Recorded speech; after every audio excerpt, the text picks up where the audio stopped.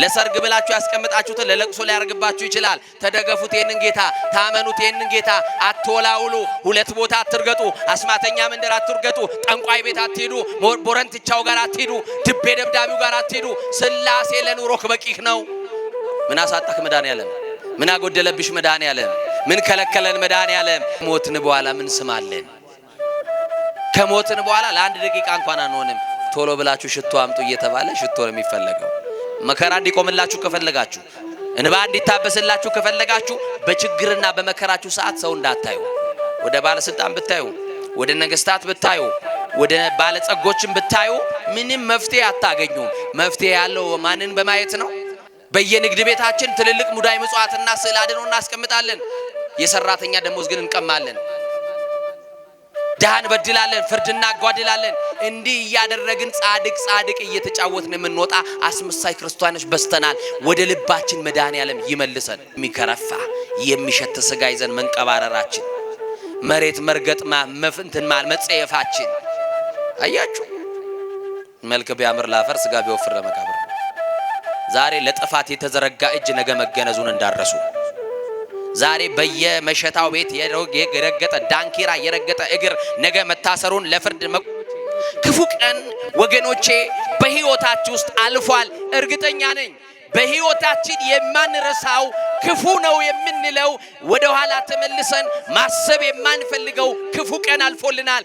ያሳለፈልን ግን ኢየሱስ ክርስቶስ ይባላል። ክብር ቸግሮን የሰው ፊት ያየንባት እቺን የመከራ ዕለት ያሳልፍልኛል፣ የችግሬን ጊዜ አልፍበታለሁ ብለን የተማመንበት ወዳጅ ፊት ነስቶን ገንዘብ ከልክሎን ወዳጅ ጠላት ሆኖብን፣ ዘመድ ባዕድ ሆኖብን፣ ወዳጅ በጠላትነት ተነሳስቶብን ክፉ ቀን ምን ትባል የማትረሳ በህይወታችን የነበረ የረሃብ ታሪክ ሊኖር ይችላል። ግን አልፎልናል። ማን አሳለፈልን? የትኛውም ፈተና በህይወታችሁ ይፈራረቃል። የትኛውም መከራ በህይወታችሁ ሊሆን ይችላል።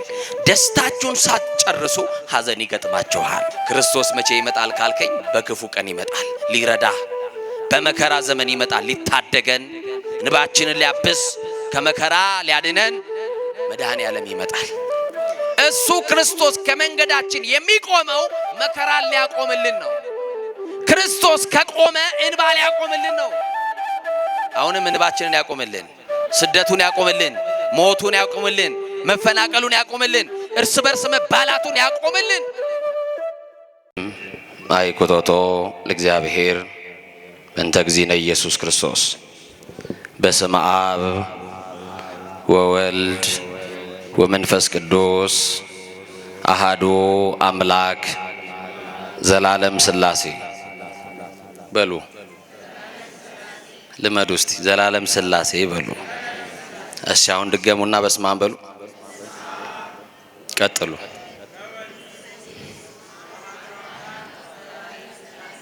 እስቲ በደንብ ልስማው። ዘላለም ሥላሴ የሚለውን አይሰማም? ምድርና ሰማይ ሳይዘረጋ ሐመልማላትም ሳይበቅሉ የየብስም ፊት ሳይታይ ከዓለማት በፊት ለብቻው ሲመሰገን ይኖረ ዓለምንም በግሩም ጥበብ የፈጠረ ለኩነተ ሥጋ መጥቶ ከውድቀታችን ያነሳን እድሜ ጨመረልን አማኑኤል፣ ዘመን የቀጠለልን አማኑኤል፣ ነጭ ያለበሰን አማኑኤል፣ የሽበትን ክብር ዘውድ አድርጎ በራሳችን ላይ የደፋልን አማኑኤል፣ በማያኖሩ ሰዎች መካከል የሚያኖረን አማኑኤል፣ ወጥተን እስክንገባ ተኝተን እስክንነሳ የማይለየን አማኑኤል፣ በአደባባይ የነበረው ታሪካችንን በጓዳ የከተተልን አማኑኤል፣ ያየብንን ያላሳየብን የሰማብንንም ያላሰማብን ገመና ሸፋኝ ጓዳ ከታች ከባት ያበሳ የሆነው የድንግል ማርያም ልጅ መድኃኔ ዓለም ኢየሱስ ክርስቶስ ኃጢአት በደላችንን በምሕረቱ ከርኖ በይቅርታው በምሕረቱ አደባባይ ከያለንበት የሰበሰበን አምላካችን እግዚአብሔር ስለ በዛ ፍቅሩ፣ ስለ ቸርነቱ፣ ስለ ጠብቆቱ ክብርና ምስጋና አምልኮና ውዳሴ ለገናናው ስሙ ይሁን።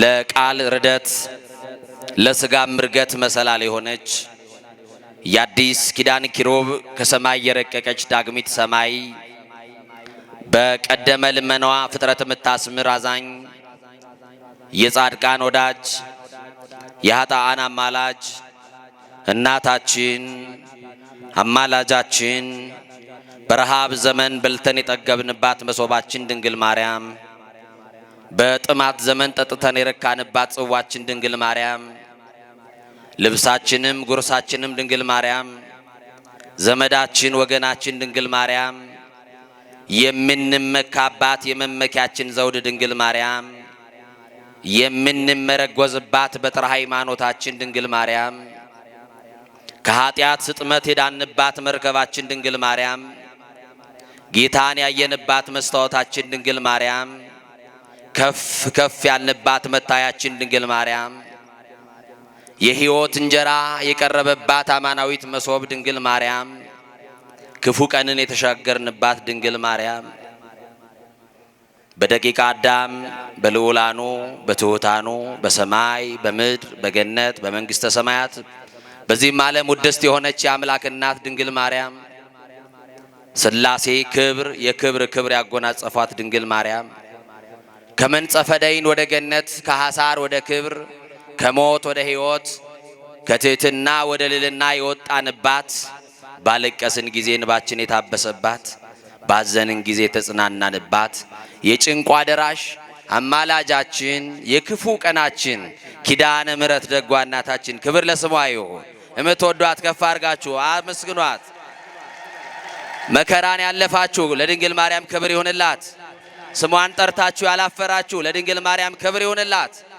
ለጠበቃችሁ መልአክ ከአደጋና ከቀትር ጋኔን ለታደገን መልአክ ብስራታዊው መልአክ የተከፋን ገጽ ብሩህ የሚያደርገው መልአክ ባዘንን ጊዜ መጥቶ ያጽናናን የጎጆአችን ድምቀት ጠላት የቆፈረውን ጉድጓድ የደፈነልን ታላቁ መልአክ ቅዱስ ገብርኤል የጠላትን የመርዝ ብልቃጥ የደፋልን ታላቁ መልአክ ቅዱስ ገብርኤል እኛ ከማናውቀው እሱ ከሚያውቀው የጠበቀን ያዳነን ያስመለጠን የጠላትን ሰንሰለት የቆረጠልን ወጥመዱን የበጣጠሰልን ዘውትር እሱ እየቀደመ ጠላታችንን እያሳፈረ ባለድል ያደረገን እዚህ ያቆመን ጠባቂያችን አብሳሪው መልአክ ቅዱስ ገብርኤል ክብር ይገባዋል። አመስግኑት።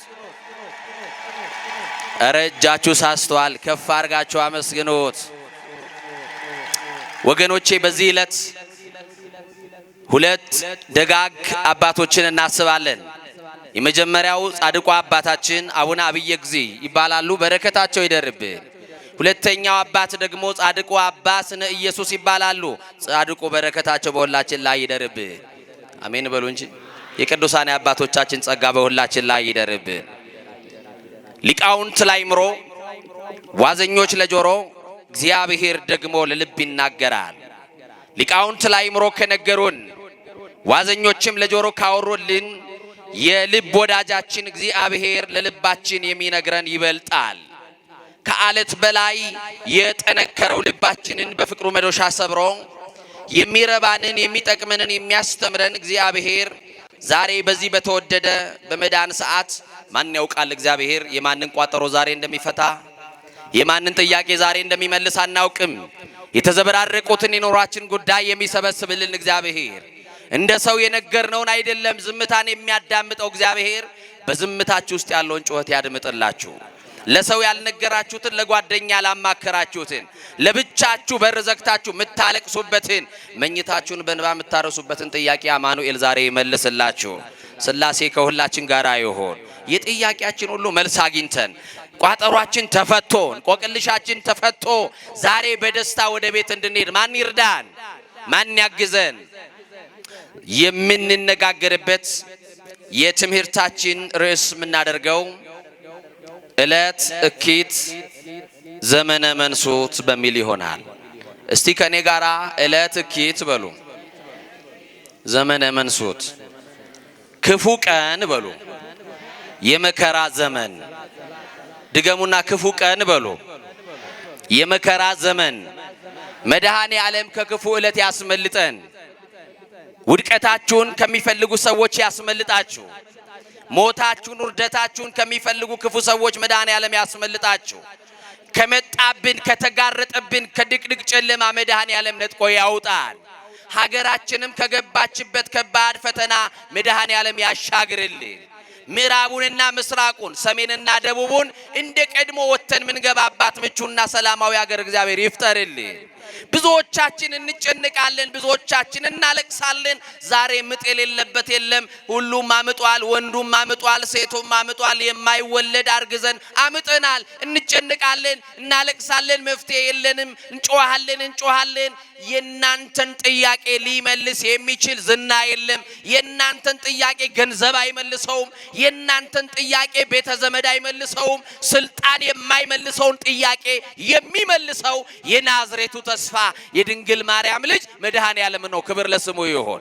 ጥያቄያችንን ሊመልስ የተቻለው አባት ነው። ስለዚህ ወገኖቼ የትምህርታችን መነሻ ያደረግነው ዕለት እኪት ክፉ ቀን የመከራ ዘመን ያለንበት ጊዜ ነው። ተዘከረነ እግዚኦ በምሕረትከ በእንቲአሆሙ ለእሉ ቅዱሳን ዋድኅነነ ምሕረት እኪት ወምሳታት መንሱት። አቤቱ ስለ እነዚህ ሁሉ ቅዱሳን ብለ፣ ስለ ቅዱስ ሚካኤል ብለ፣ ስለ ቅዱስ ገብርኤል ብለ፣ ስለ ተክለ ሃይማኖት ብለ፣ ስለ አቡነ ሀብተ ማርያም ብለ፣ ስለ ጻድቃን ብለ፣ ስለ ሰማዕታት ብለ፣ አንተን ስላገለገሉ ስለ ሐዋርያት ብለ፣ መምጣትን ስለተናገሩ ስለ ነቢያት ብለ፣ በፊት ወድቀው ስለሚያመልኩ ስለ ቅዱሳን መላእክት ብለ፣ አንተን ስላዘለች አንተን ስለወለደች ስለ ድንግል ማርያም ብለ ከዚህ ከመጣብን ክፉ መከራ ከመጣ ካለንበት ክፉ ዘመን በምህረት አሻግረን ልንለው ይገባናል። ማን ያሻግረን? ማን ያሻግረን? ወገኖቼ ክፉ ቀን ወገኖቼ በህይወታችሁ ውስጥ አልፏል። እርግጠኛ ነኝ በህይወታችን የማንረሳው ክፉ ነው የምንለው ወደ ኋላ ተመልሰን ማሰብ የማንፈልገው ክፉ ቀን አልፎልናል። ያሳለፈልን ግን ኢየሱስ ክርስቶስ ይባላል። ክብር ለዚህ ጌታ ይሁን። እሱ ነው ያሳለፈልን። በራሳችን ችሎታ በራሳችን ጥበብ ማለፍና መሻገር የማንችለውን የሚያሻግረን አባት አለን። ስሙ ማን ይባላል? የድንግል ልጅ ነው፣ አማኑኤል። ስሙ ብሩክ ምስጉን ይሁን። አመስግኑት እንጂ በጉባኤ ውስጥ ያላችሁ። አዎ ወገኖቼ የፈተና ዘመን ነበረ። አዎ የፈተና ዘመንማ አልፈናል። ያሳለፈልን ግን መድኃኔዓለም ደግ ስለሆነ ነው። አይናችንን የምንከድነው አማኑኤልን አምነን ነው። ዙሪያችንን ብናይ የሚፈልጉንን ምቹ ጊዜ የሚፈልጉ ውድቀታችንን የሚፈልጉ ጉድጓድ የሚመስሉን መርዝ የሚበጠብጡልን አሉ። ሌትና ቀን እንቅልፍ ሳይተኙ የሚጠብቁን ክፉ ሰዎች አሉ። አይናችንን የምንከድነው አማኑኤልን አምነን ነው። አንሰ ሰከብኩ ወኖም ኮተንሳይኩስ እግዚአብሔር አንሳኒ፣ እኔ ተኛው አለ አንቀላፋው እግዚአብሔር አለ ደግፎኛልና ነቃው። እስቲ ደግፎ ያነቃችሁ ብቻ አመስግኑት። ከጠላት የደገፋችሁ መድኃኔዓለም በጣም ይገርማችኋል። የደገፈን እጁ ነው በሉ። እስቲ ያለነው ማን እጅ ላይ ነው? ማመን አለባችሁ። ማን እጅ ላይ ነው ያላችሁ? አስተማማኝ በሆነው በማን እጅ ላይ ነው ያለነው? የማይጥለው የማን እጅ ላይ ነው ያለነው? ጠላት ይገፈትረናል፣ አልወደቅንም። ያልወደቅነው ጉልበት ስለሌለው አቅም ስለሌለው ሳይሆን በማይጥለው በማይዝለው በአማኑኤል እጅ ላይ ስለተያዝን ነው። ስለደገፈን ስለ እጁ ስለጠበቀን በምህረት ስለደገፈን ምህረት ስላለው እጁ ማን የተመሰገነ ይሁን። የፈተና ዘመን ነበር አለፈልን። ማን አሳለፈልን? መድኃኔዓለም። ማን አሳለፈልን? በህይወታችን ጥቁር ቀን የምንላት ቀን አለች። እንደ ሀገር ብሔራዊ ቀን ቢባል አሁን ብላክ ዴይ የሚባል ጥቁር የሚባል ቀን የለም። ሀገር ባንዲራዋን ዝቅ አድርጋ የሆነ የምታስበው የሆነ ቀን ሊኖር ይችላል። ጥቁር ቀን እንደ ሀገር እንደ ህይወት በትዳር ውስጥ ጥቁር ቀን የምትለው አለ። በኑሮ ውስጥ ጥቁር ቀን የምትለው አለ። ወዳጅን በሞት የተነጠቅበት ሊሆን ይችላል። ያላሰብከው የተጠበቁት እያሉ ያልታሰቡት በሞት ተጠርተው ምናልባት ብዙ ዘመን የደከምክበት ነገር ከእጅ ተበትኖብህ ሊሆን ይችላል። ጥቁር ቀን የምንላት አለች። ግን ያንንም የመከራ ሌሊት ያሳለፈልን አማኑኤል ነው። ይሄንንም የመከራ ሌሊት ይሄንንም የመከራ ዘመን እሱ ያሻግረናል፣ እሱ ያሳልፈናል። እስቲ ያሳልፈናል የምትሉ አመስግኑት እግዚአብሔር። ክፉ ቀን የምንላት የማትረሳ የመከራ ዓመት ነበረች። ብዙ የደከምንለት አይገርምም? ብዙ ትለፋላችሁ እንጂ እህሉም እንደው የዓመት ነው። ልብሱም ከሆነ የዕለት፣ ጉርሱም ምግቡም የዕለት ነው። አያችሁ አከራይ ያለ የተከራይ ሬሳ ይወጣል፣ ተከራይ ያለም ያከራይ ሬሳ ይወጣል። ሁሉም ሟች መሆኑን ግን ሰው ረስቶታል። ወገኖቼ ብዙ የደከማችሁለት ብዙ የሰበሰባችሁለትን በአንድ ምሽት ውስጥ አመድ ሊሆን ይችላል። ለአመት ብላችሁ የሰበሰባችሁትን በእለት ሊበትነው ይችላል መድኃኒዓለም። ለሰርግ ብላችሁ ያስቀምጣችሁትን ለለቅሶ ሊያርግባችሁ ይችላል። ተደገፉት ይሄንን ጌታ፣ ታመኑት ይሄንን ጌታ። አትወላውሉ፣ ሁለት ቦታ አትርገጡ፣ አስማተኛ መንደር አትርገጡ፣ ጠንቋይ ቤት አትሄዱ፣ ቦረንትቻው ጋር አትሄዱ፣ ድቤ ደብዳቢው ጋር አትሄዱ። ስላሴ ለኑሮክ በቂህ ነው። ምን አሳጣክ መድኃኒዓለም? ምን አጎደለብሽ መድኃኒዓለም? ምን ከለከለን መድኃኒዓለም? ምናልባት መጠበቅ አቅቶን ካልሆነ በስተቀር አድራሻ ምን ቀይረው ምን ከልክሎናል? እንዲህ እኮ ነው የሚለው፣ ለናንተ ይላል የማስባትን ሐሳብ እኔ አውቃለሁ ይላል። አያችሁ፣ ምን አውቃለሁ? ለናንተ የማስባትን ሐሳብ እኔ አውቃለሁ። አሁን ለራስህ እኔ አውቃለሁ ትላለህ አይደል? እኔ ለራሴ አውቃለሁ በቂ ነኝ ትላላችሁ አይደል? በዝምታችሁ ውስጥ ያለውን ጮት ይሰማል። እምቅድመ ህሊና ኩሎ ያምር የተባለ እግዚአብሔር፣ ከሐሳብ አስቀድሞ የሚያውቀው ደግ አባት እግዚአብሔር። ለሰው የነገርከውን እኮ ይኸው እኔ የምናገረው ለእናንተ ጆሮ ነው ማደርሰው አይደለ? እግዚአብሔር ግን ዝም ብትሉትም ዝምታ ውስጥ ያለውን ጮት ይስማል። እና ወገኖቼ አንዳንድ ቀን በጣም በህይወታችን ክፉ ቀን የምንላት እንኖራለን። ተቸግረን ሰው ፊት የቆምንባት ቀን ልትሆን ትችላለች። ቸግሮን የሰው ፊት ያየንባት እቺን የመከራ ዕለት ያሳልፍልኛል የችግሬን ጊዜ አልፍበታለሁ ብለን የተማመንበት ወዳጅ ፊት ነስቶን ገንዘብ ከልክሎን ወዳጅ ጠላት ሆኖብን ዘመድ ባዕድ ሆኖብን ወዳጅ በጠላትነት ተነሳስቶብን ክፉ ቀን ምን ትባል የማትረሳ በህይወታችን የነበረ የረሃብ ታሪክ ሊኖር ይችላል። ግን አልፎልናል። ማን አሳለፈልን? አንዳንድ ባለ ትዳሮች አሉ ገና ሲጋቡ እኔ እኮ ሚስቴን ሳገባ አንድ ብቻ ፍራሽ ነበረኝ። እየሰማችሁ ነው አይደል? አንድ የቤት ዕቃ እንኳን አልነበረንም።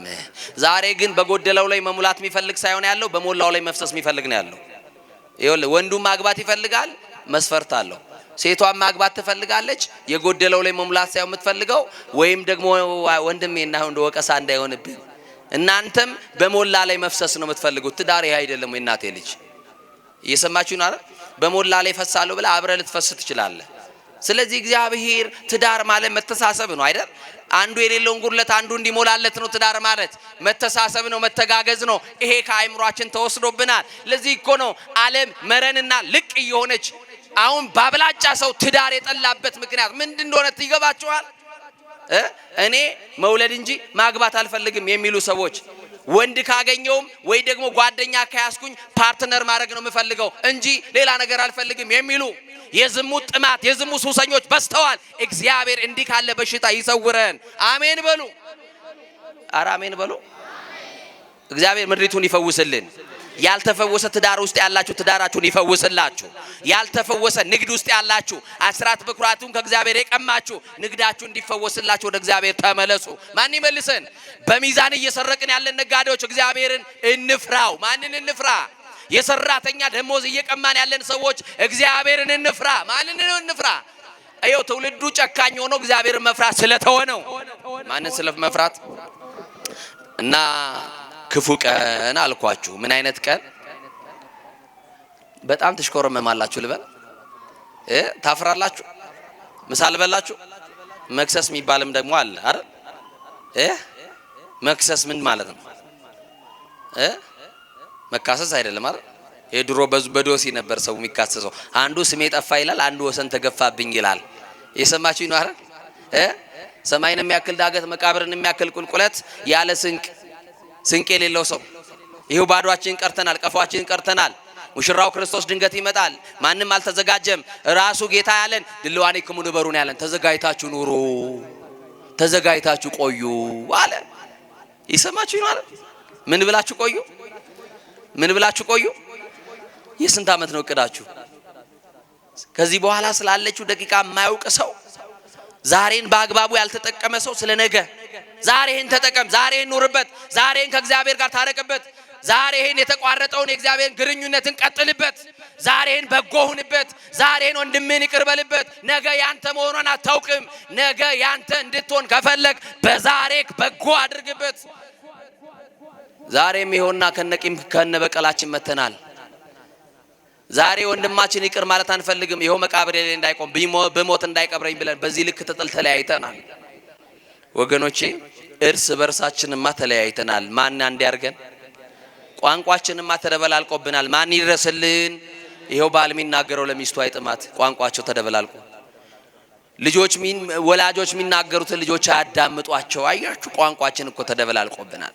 ይሄው በአንድ ቋንቋ መግባባት አቅቶን እግዚአብሔር እርቀ ሰላሙን ያውረድልን። እግዚአብሔር የምሕረት ፊቱን ይመልስልን። የትኛውም ፈተና በህይወታችሁ ይፈራረቃል። የትኛውም መከራ በህይወታችሁ ውስጥ ሊሆን ይችላል። ደስታችሁን ሳትጨርሱ ሐዘን ይገጥማችኋል። ለዚህ ነው መዝሙረኛው ማታ አለ የሰማችሁ ነው ጠዋት ለቅሶ ይሆናል፣ ማታ ግን ምን ደስታ በሉ እንጂ። ማታ በጣም አጭር ነው አይደል? ምሽታችን እኮ አጭር ነው አይደል? በመኝታ ሳናውቀው ነው የሚያልፈው። እንደዛው መከራችሁ ያልፍላችኋል አለ እግዚአብሔር። መከራችንን ያሳልፍልን እና ብዙ ሳትስቁ በቅጽበት ሳቃችሁ ደግሞ ይነጠቃል። ሳቃችሁ ወደ ለቅሶ ይለወጥባችኋል። ግን ይሄ የሚቀየርበት እንዲህ ካለ ሲቹዌሽን መውጣት የምንችለው እንዴት ነው ካላችሁ፣ እውነተኛ ደስታ ማግኘት ትፈልጋላችሁ? የደስታችሁ ምንጭ ክርስቶስ ብቻ ይሆንላችሁ። ማን ይሆንልን? ዛሬስ ክፉ ቀን የምንለው በእኛ ጊዜ በእኛ ዘመን ምንድነው? አባቶቻችን ዘውትር በቅዳሴ ወይም ደግሞ በጸሎት ማሳረጊያው ላይ አንድ የሚሉት ጸሎት አለ። እግዚኦ አድነነ እምለትኪት፣ አቤቱ ከክፉ ጊዜ ከክፉ ሰዓት አድነን። እየሰማችሁ ነው? ከምን ሰዓት? ከክፉ ሰዓት፣ ከክፉ ቀን፣ ከክፉ ጊዜ አድነን ብለው አባቶቻችን ይጸልያሉ። ምንድነው ክፉ ቀን? ቀን እንዴት ክፉ ይሆናል ከተባልን በቀን ውስጥ ያለን እኔና እናንተ ከፍተናል። በራሳችን ፍልስፍና በራሳችን መንገድ የምንጓዝ አያችሁ፣ ከክርስቶስ ወንጌል ይልቅ ዘር የበለጠብን ሰፊ ሀገር ይዘን መንደር የወረድን ጎሰኞች፣ ዘረኞች፣ ጎጠኞች፣ መንደርተኞች የሆነው እኛ ነን። ማን ይማረን ወገኖቼ? ምስራቅና ምዕራብ ሰሜንና ደቡብ ተብለን ተከፋፍለን ልናልቅ ነው። ማን ይድረስልን? አረ ማን ይድረስልን? አንዱን ደጋ አንዱን ቆላ ስንቆጣጠር ይሄውና በመልክዓ ምድር ተለያይተን እንዲሁ ልናልቅ ነው ሳንግባባ። ማን ይድረስልን ወገኖቼ? አቤት እንደ ቀድሞአችን ያዋደን። በየጊዜው የምንሰማው የጥፋት በየጊዜው የምንሰማው በህይወታችን የሚደርሰው በአባቶቻችን ዘመን ከሰማነው በላይ በእኛ ዘመን እየተደረገ ያለው ነገር እጅግ ጆሮን የሚሰቀጥጥ ነው። ለዚህ ነው ክፉ ቀን የመከራ ዘመን ያልኳችሁ። እቺን ክፉ ቀን እንኳን እንዴት ልታልፉ ከእግዚአብሔር ጋር ወሰናችሁ? አሁን ጾም ላይ ነው ያለነው። እስቲ ስንቷችሁ እየጾማችሁ ናችሁ? አሁን የጾም ሰዓት ነው። ራሳችንን የምናዋርድበት ጊዜ ነው። ተድላ ደስታ የምናደርግበት ጊዜ አይደለም፣ የምናለቅስበት ጊዜ ነው። መርከቧን ላይ ነፋስ ተነስቷል። በመርከቧ ያሉ ሰዎች ተጨንቀዋል። ተነስቶ የሚጸልይ ዮናስ ግን የለም። ራሳችንን በእግዚአብሔር ፊት ካልጣልን በስተቀር ራሳችንን በእግዚአብሔር ፊት ካላዋረድን በስተቀር ክፉን ዕለት ማለፍ አንችልም። የመከራው ዘመን ሊያልፍልን አይችልም ወገኖቼ። እናቶቼ ለቅሶ ትችሉበት ምን ነው ማልቀስ አቃታችሁ? እናቶቼ ልመና ትችሉበት አልነበር? በቤተ መቅደስ ገብታችሁ እመቤቴን መለመን ትችሉበት አልነበር? መድኃኔ ዓለምን መለመን ትችሉበት አልነበር? አባቶቼ አማኑኤልን መለመን ትችሉበት አልነበር? ጸሎት ትችሉ አልነበር? ማን የወሰደባችሁ? አፋችን ሌላ ተግባራችን ሌላ። ቅድስና የለንም፣ ቀድሳለን አንልተቀደስንም። ይሄው የሚዘምረውም የዝማሬው ህይወት የለውም። እኛም የምንለውን ህይወት እየኖርን አይደለም። በጣም ማስመሰሉ በዛ። ተለያየን፣ ሆድና ጀርባ ሆንን፣ ተቃቃርን፣ አስመሳዮች ሆንን፣ መንደር ውስጥ ገባን። ኧረ ማን ነጥቆ ያውጣን ወገኖቼ? ኧረ ማን ይድረስልን ወገኖቼ? ስለዚህ ክፉ ቀን ያልኳችሁ ይሄንን ነው። የመከራ ዘመን ይሄ ነው። ስለዚህ ተድላ ደስታ የምታረጉበት አይደለም፣ ማቅ ምንለብስበት፣ መሬት ላይ ወድቀን አቤቱ ክርስቶስ ማረን የምንልበት፣ ምሕረት የምንለምንበት ዘመን ነው። በዚህ ጊዜ አይኖቻችንን ወደ ሰማይ ብቻ እናንሳ። ከዚህ ክፉ ቀንና የፈተና ዘመን ማን ይድናል ካላችሁ ብፁዕ ዘይሌቡ ላይ ለነዳዩ ምስኪን እንደዚህ ያለ መዝሙረኛው ዳዊት ምዕራፍ 40 ቁጥር 1 ላይ ለችግረኛና ለምስኪን የሚያስብ ምስጉን ነው ካለ በኋላ እግዚአብሔር በክፉ ቀን ከፈተና ያድነዋል አለ። በመቼ ቀን ንገሩኝ እንጂ በምን ቀን? በምን ቀን? አዎ እንጀራህን ለድሃ ትቆርሳለህ የእናቴ ልጅ። አሁን በር ዘግተን እየበላን አይደለ? ቀጠልንና በር ከፍተን መባላት ጀመርን። አያችሁ ክፉ ቀን ነው። ድሮ በጎረቤት እንጀራ ልጅ ያድግ ነበር። ድሮ የገሌ ቤት ቢባል አልነበረም። እንዲህ ነበር ያደግነው። አሁን ግን ሁሉ ጨካኝ ሆነ። ከሰውነት ተራወጥቶ አውሬ ሆነ። ሰብስን ዘክብሮቱ እያይመረው ከሆነ ከመንሰሳ ዛልቦ ልቦ ተመስሉ ማለት ሰው ክቡር ሆኖ ተፈጥሮ ልብ እንደሌላቸው እንስሳን መሰለ አለ። እንደ ሰው መኖር አቅቶን እንደ አውሬ መባላት ስንጀምር፣ እንደ አውሬ መናከስ ስንጀምር ማን አሳያችሁ ኢትዮጵያውያን ጭካኔን? ማን ያስተማረን? ማን ነው አዚም ያደረገብን? ማን ነው ተንኮለኛ ያደርገን? እኛ እኮ ያስተማርናችሁ ደጎች አልሆናችሁም። ይሄው አልገባችሁም ንስሐ። ይሄው አልተለወጥንም። ይሄው አትሮንሷ ተዘርግቷል። እንሰበካለን። የተለያዩ መምህራን ሊቃውንቱ ይደክማሉ። እኛ አልተለወጥንም። ምንድነው ችግሩ? ማን ጋር ነው ችግሩ የሚለውን እንጠይቅ እስቲ ዛሬ እንነጋገር። ግዴላችሁ ለምንድነው ያልተለወጥነው? እያስተማርን ደግ አልሆንም። ሳይማር ግን ሰው ክፉ ሆነ። ክፋት ትምህርት ቤት የለውም ወገኖቼ። ክፋት ትምህርት ቤት አለው? ንገሩኝ እንጂ። ይሄው አሁን ክፉ መሆን የፈለገ ሰው አሁን መሆን ይችላል። አያችሁ ተምረን ግን ጻድቅ መሆን አልቻልንም። ተምረን መለወጥ አቃተን። ተምረን ስጋው ደሙ መቀበል አቃተን። ተምረን ወንድማችን ይቅር ማለት አቃተን። ተምረን ክርስቲያን መሆን አቃተን። አረ ክርስቲያን ሳንሆን እንዳንሞት መድኃኔዓለምን ሳናውቀው እንዳንሞት እሱ ያግዘን በቸርነቱ። ለደሃና ለችግረኛ ለምስኪን የሚያስብ ምስጉን ነው። እግዚአብሔር በክፉ ቀን በፈተና ያድነዋል። በሕይወታችን የሚመጡ ጥቁር ቀናትን እግዚአብሔር ያሳልፍልን። የሉቃስ ወንጌል ምዕራፍ 7 ቁጥር 11 ላይ የክብር ባለቤት መድኃኔዓለም ኢየሱስ ክርስቶስ ወደ አንዲት ከተማ እንደገባ ቅዱሱ መጽሐፍ ይነግረናል። ወደ ከተማዋ የገባው ለምንድነው ክርስቶስ ካላችሁ የሞት ጥላ ሊገፍላት ገባ ይላል። በኢትዮጵያም ላይ የሞትን ጥላ መድኃኔዓለም ይክፈፍላት። አሜን በሉ። ስደቱ እንዲበቃን፣ መፈናቀሉ እንዲበቃን፣ ሞቱ እንዲበቃ፣ እርቀ ሰላም እንዲወርድ መድኃኔዓለም ወደ ከተማችን ይግባልን። አሜን በሉ። ክርስቶስ ወደ ናይን ከተማ ገባ ይላል። ወደ ትዳራችሁ ይግባላችሁ። የሚበጠበጠው ትዳራችሁ ሰላም እንዲሆንላችሁ አማኑኤል ይግባ በቤታችሁ። ወደ ናይን ከተማ ለምንድነው የገባው የሚለው ጥያቄ በከተማዋ የታወጀውን የሞት አዋጅ ሊገለብጥላት ክርስቶስ ገባ። የጥፋት ሰራዊቶች በውጭም በውስጥም ያሉ ተልኳቸው ሌላ የሆነ ይችን የመለኮት ጥበቃ ያልተለያትን ሰማያዊት ቅድስት የሆነች ሀገር አያችሁ ለማፍረስ የሚሯሯጡ ከተማዋ ላይ የሞት አዋጅ ያወጁ ብዙ ሰዎች ይኖራሉ። ክርስቶስ ወደ ኢትዮጵያ የሚገባው የታወጀብንን የሞት አዋጅ ሊሰርዝልን ነው። ይግባና ይሰርዝልን። አሜን በሉ። እግዚአብሔር በኢትዮጵያ ላይ ያለውን ጥፋት ሁሉ ያንሳልን። ናይን ከተማ ክርስቶስ ሲገባ የታወጀውን የሞት አዋጅ ሊገለብጥ ክርስቶስ መጣ። ወደሚለቀስባት ከተማ ክርስቶስ ገባ። መርዶ ወደሚሰማባት፣ ሙሾ ወደሚወርድባት ከተማ ሰርግ አልነበረም ክርስቶስ ሲመጣ። በደስታህማ መች ሰው ታጣለህ? ሲኖርህማ የሚያጫፍርን የታጣለህ? የሚያባላይንማ አታጣም። ኪስ ሙሉ ሲሆን በቁልምጫ ቃል የሚጠራ ሳይነጋ በርን እያንኳኳ የሚፈልግህ አይጠፋም። ክርስቶስ መቼ ይመጣል ካልከኝ በክፉ ቀን ይመጣል ሊረዳህ። በመከራ ዘመን ይመጣል ሊታደገን፣ እንባችንን ሊያብስ ከመከራ ሊያድነን መድኃኔዓለም ይመጣል። አያችሁ ከውድቀታችን ሊያነሳን የሚመጣው ደግሞ ትንሳያችን ነው። ምናችን ሊያረጋጋን ይመጣል። ክርስቶስ ይምጣልን ወገኖቼ። በቸገረን ጊዜ የምንጣራው ዘመድ እኮ ክርስቶስ ነው። ሌላ የለንም። አለን? ሌላ ተስፋ አለን ወይ? በጨነቀን ጊዜ የምናለቅስበት እኮ ጭምር ጓደኛችን እኮ ነው አማኑኤል። የቅርባችን እኮ እሱ ነው። እምርሴ ለርሴ አንተ ትቀርበዋል፣ ከኔ በላይ ለኔ አንተ ነው የምትቀርበው በሉት። አሁን ለአፍንጫህ ቅርቡ ምንድነው ብትል አፌ ትላለህ። ለዓይን ምንድነው ብልህ ቅንድቤ ልትለኝ ትችላለህ። አየህ እግዚአብሔር ግን ከዛ በላይ ቅርብ ነው። ለዚህ ነው በኤርሚያስ እኔ አለ የቅርብ አምላክ እንጂ የሩቅ አምላክ አይደለሁም አለ። የምን አምላክ ነኝ አለ?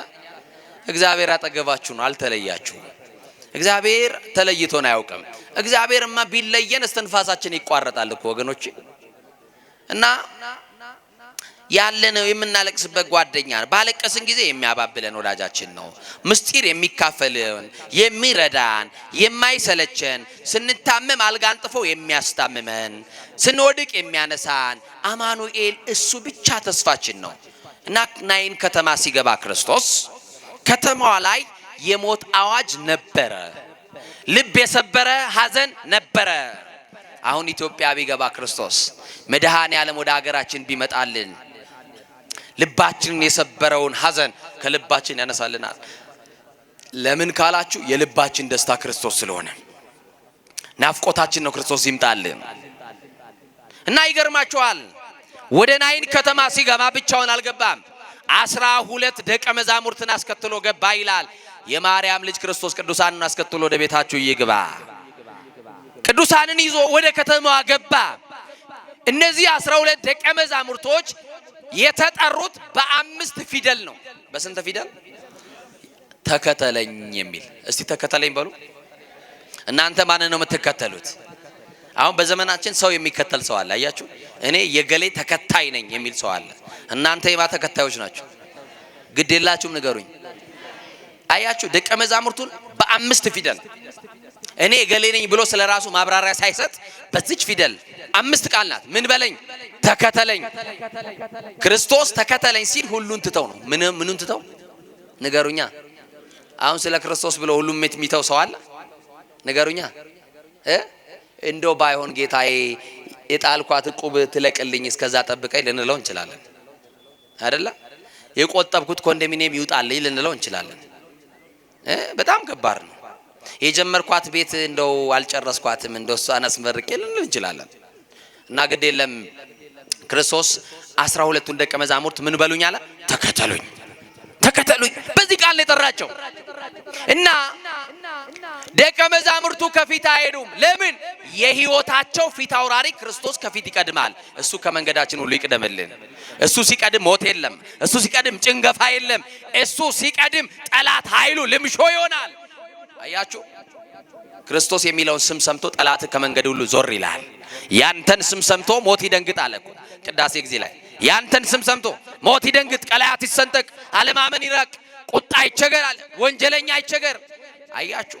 የክርስቶስን ስም ኃይል ያለው ስም፣ የሚያድነውን ስም፣ የሚፈውሰውን ስም፣ የተደገፍንበት ስም፣ ከዘላለም ሞት ያመለጥንበት ስም፣ ከስም ሁሉ በላይ የሆነውን ስም፣ መድኃኒት የሆነው ስም፣ የመጠቀሚያ ጊዜ የማያልፍበት መድኃኒት፣ በየጊዜው ሁሉ የሚያድን መድኃኒት፣ ከሞት ያዳነን መድኃኒት፣ ከዲያብሎስ እስራት የፈታን መድኃኒቴ ማረፊያ የልቤ ተስፋ የምትለው አንድ ልጅ ነበራት። አንድ ያለው ያውቃል እንዴት እንደሚሳሳ ለአንድ ልጁ። እና ከጉያዋ ወጥቶ ማያቅ ልጅ ጠዋት ተነስታ ልጇን ስትቀሰቅስ ልጇ አይሰማትም፣ ሞተዋል። ልጄ አበባዬ ትላለች እናት፣ እሱ አይሰማትም፣ ሞቷል፣ ተሸንፏል፣ ታስሯል። ልጇ እኩያዋ ስለሆነ፣ ልጇ ጓደኛዋ ስለሆነ፣ ልጇ የባሏን ሐዘን የረሳችበት ስለሆነ፣ ልጇ ብዙ ነገሯ ስለሆነ እንደው እየቀለደኝ ነው ብላ ልጇን ትጠራለች፣ ትቀሰቅሰዋለች፣ ትደባብሰዋለች። የለም ልጇ አይሰማትም። ሄዳ ሰውነቱን ስትነካ ሰውነቱ ቀዝቅዟል። መቼ ሰው ከሞተ በኋላ ስም አለው? በማዕረጉ ሲጠራ የነበረ ዶክተር ገሌ የተባለ ባላምበራስ ገሌ የተባለው ከሞተ በኋላ ሬሳ መባሉ አይገርምም? ከሞትን በኋላ ምን ስም አለን? ከሞትን በኋላ ለአንድ ደቂቃ እንኳን አንሆንም። ቶሎ ብላችሁ ሽቶ አምጡ እየተባለ ሽቶ ነው የሚፈለገው። የሚከረፋ የሚሸት ስጋ ይዘን መንቀባረራችን፣ መሬት መርገጥ መፍንትን መጸየፋችን። አያችሁ? መልክ ቢያምር ላፈር፣ ስጋ ቢወፍር ለመቃብር። እና ወዳጆቼ በጣም የሚደንቀው ያቺ ሴት ልጇ ሞቷል፣ ግን ማመን አልፈለገችም። ልጄ ሞቷል ብላ እንዴት ትመንናት? ትንሽ ደቂቃ ጠበቀችው፣ ተጣራች፣ መልሳ የለም። አለቀሰች፣ ጮኸች፣ ጎረቤት ሰማት። ተሰብስበው መጡና የልጁን ትንፋሽ ብቻ እየሄዱ ያዳምጣሉ።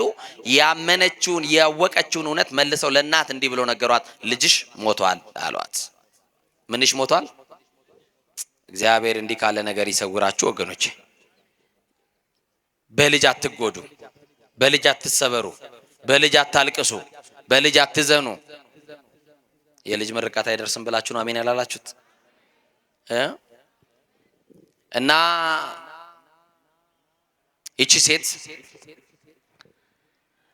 በዕብራውያን በእስራኤላውያን ልማድ አንድ ሰው ከሞተ ዕለቱን ነው የሚቀበረው። የሰማችሁ ነው። አስከሬን ማደር አይቻልም፣ ማሳደር አይቻልም። እናንተ ቤተ ዘመድ ይምጣ እንዳትናገሩ ይባልና አንድ ሐኪም ይጠራና ሬሳ ማድረቂያ ይወጋና ይደበቃል። የሰማችሁ ነው። እድርተኛ ከሰማ አውጥተን እንቅበር ይላል። ለዛ አስከሬንኛ ሀገር ይደበቃል። ለምን? ሩቅ ያለ ውጪ ሀገር ያለ ቤተሰብ መጥተው ይቅበሩት ተብሎ እንደዛ ይደረጋል። በእስራኤላውያን ግን የለም እንደዛ አይነት ነገር። ዕለቱን የሞተ ሰው ዕለቱን ይቀበራል። ይሄንን ያላደረገ ሰው ሕግ ሽሯል፣ ይቀጣል፣ ከማህበረሰቡ ይገለላል። ይቺ ሴት አይታ ያልጠገበችው ልጇን ዕለቱን አታው ዕለቱን ሊቀብሩባት ነው። ለዚህች ሴት እንዴት ያለ ሐዘን እንደገጠማት ልብ አድርጎ። ክፉ ቀን ገጠማት፣ የመከራ ቀን፣ ጥቁር ቀን፣ የማይረሳ ቀን። ተሰበረ ልቧ፣ መንታ መንታ ታነባለች። ቀይ ፊቷ በአንድ ጊዜ አመድ መሰለ፣ ከሰል መሰለ፣ እንደ ሐምሌ ደመና ጠቆረ። መንታ መንታውን ማንባት ጀመረች። በማን ለቅሶ ሰው ተነስቶ ያውቃል? የኛ እንባ ማንን አንስቶ ያውቃል? ለምንወዳቸው ሰዎች እኮ ብዙ አልቀሰንላቸዋል፣ ግን አልተመለሱም።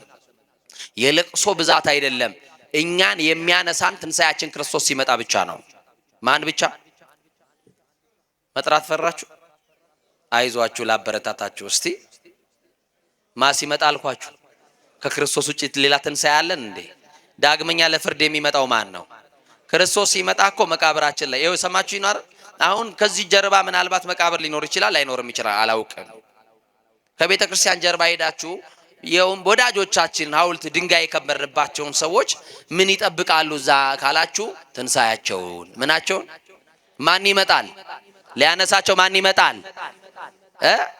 ለወቱ ይትራው አናቅጸሙትም ግርማው። ከግርማው የተነሳ የሞት ደጆች የሚከፈቱለት የናዝሬቱ ተስፋ ክርስቶስ ይመጣል። አያችሁ፣ አራቱ ባህርያተ ሥጋ ፈርሶ በስብሶ የነበረውን ሁሉ የተለያየው እንኳንስ በክብር የተቀበረውን አውሬ የበላውን እንኳን ሊያነሳ ይመጣል ክርስቶስ። ያመጣል። ይመጣል አይመጣል? እሱ እኮ ነው ተስፋችን ወገኖቼ። ከሞት በኋላ ያለው ህይወት፣ ከመቃብር በኋላ ያለው ብርሃን፣ እሱ ለክርስቲያን ተስፋ ነው። እና እቺ ሴት እድርተኞች መመሪያ አስተላለፉና ሩጡ፣ ሌሎቻችሁ ገንዙት፣ ሌሎቻችሁ ጉድጓድ ቆፍሩለት ብለው ላኩ። እዛ አስከሬን ስር ቁጭ ብላ ልጇ ሲጠፈር አየች። አስከሬን ስር ቁጭ ብላ በ1 ሜትር አቡጀዲ ሲጠቀልሉባት ልጇን አየች። አፈር ሊያለብሱት ሊቀብሩት በ4 ሰው ትከሻ ተሸክመው ሊጥሉት አየች። አለቀሰች። አይኑን ሲሸፍኑ እጁን ሲገንዙት። ዛሬ ለጥፋት የተዘረጋ እጅ ነገ መገነዙን እንዳረሱ፣ ዛሬ በየመሸታው ቤት የረገጠ ዳንኪራ የረገጠ እግር ነገ መታሰሩን ለፍርድ መቆሙን እንዳትረሱ።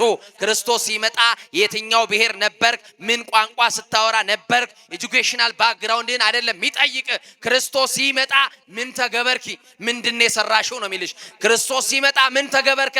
አይቴ ነበርከ? የት ነበርክ ይላል። በጽድቁ ብለህ እንድትመልስ፣ መቅደስ ነበርኩ እንድትል፣ ወንጌል እየሰማው ቃልህን ጠብቄ ንስሐ ገብቼ ስጋህን በልቼ ደምህን ጠጥቼ ብለን እንድንመልስ በቸርነቱ ሥላሴ ይርዳል። ምን ስራለን እኛማ? ቀን ቀንማ ይኸውና እየተቀደስ አመሻሽ ላይ እየወደቅን ተቸገርን እንጂ እኛ ቤት የሚከፈተው መዝሙር ከ5 ሰዓት አያልፍም። 5 ሰዓት ላይ አስረሽ ምቹ ይቀጥላል። ክርስትናችን ራሱ አንድ ቀን እንኳን ግማሽ ቀን እንኳን የማይወል ክርስትና ያዝን። በየንግድ ቤታችን ትልልቅ ሙዳይ ምጽዋትና ስዕል አድኖ እናስቀምጣለን።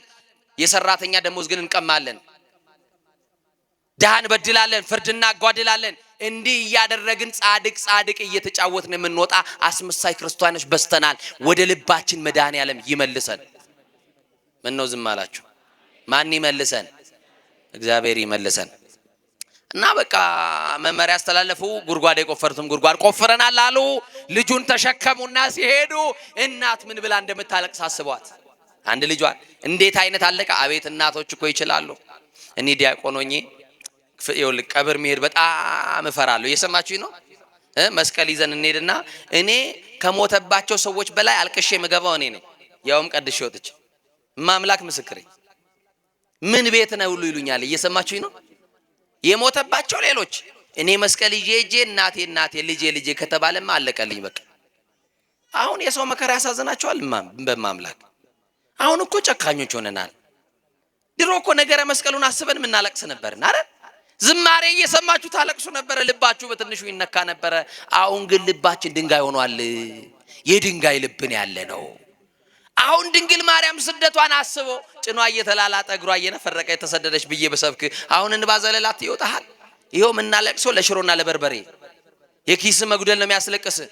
ምናልባት የወደደ ሲጠላ ያፈቀረ ሲገዳ ልታለቅስ ትችላለህ። አምላክን ከማጣት በላይ ኪሳራ ምን አለ? መድኃኔ ዓለምን የመሰለ ጌታን ከማጣት ከማሳዘን በላይ በኃጢአት ከመጨመላለቅ በላይ የወድቀናል ወገኖቼ። ማን ይመልሰን?